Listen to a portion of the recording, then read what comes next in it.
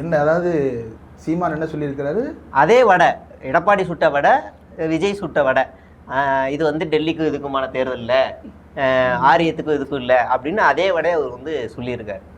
ரொம்ப ரொம்ப தெளிவான தேர்தல் இந்த தேர்தல். இதுக்கு முன்னாடி எல்லா எலெக்ஷன்லையும் வந்து டெல்லியை தப்பாக சொல்கிறாங்க, அந்த மாதிரி மாற்றி மாற்றி கூட பேசுவாங்க. முதல் முறையாக தமிழ்நாட்டு எலெக்ஷனில் டெல்லிக்கு எதிரான ஒரு அணி, அப்புறம் டெல்லிக்கு ஆதரவான ஒரு அணி அப்படின்னு சொல்லிட்டு 2 அணியாக ஸ்ப்ளிட்டப் ஆகிருக்கு அப்படின்னு தான் பார்க்க வேண்டியது. ஒன்று தாவேக்கா, இன்னொன்று நாம் தமிழர், இன்னொன்று என்டிஏ.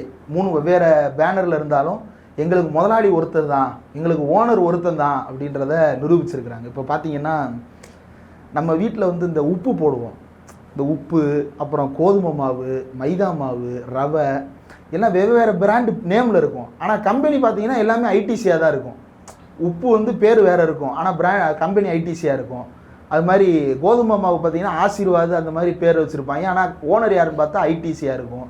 சிகரெட் வாங்கினா அது பல பேரில் வச்சுருப்பாங்க, கிங்ஸ் லைட்ஸ்னு வச்சுருப்பாங்க, ஆனால் ஓனர் யாருன்னு பார்த்தா ஐடிசியாக இருக்கும். அந்த மாதிரி வந்து என்டிஏவினுடைய பல பிரான்ச்சுகள் தான். ஓனர் ஆர்எஸ்எஸ், அந்த ஆர்எஸ்எஸ் ஓனருனுடைய பல பிராண்டுகளாக நாம் தமிழர் ஒரு பக்கம், தாவேக்கா ஒரு பக்கம், அப்புறம் அதிமுக பாஜக ஒரு பக்கம்னு உருண்டுகிட்டு இருக்கிறாங்க.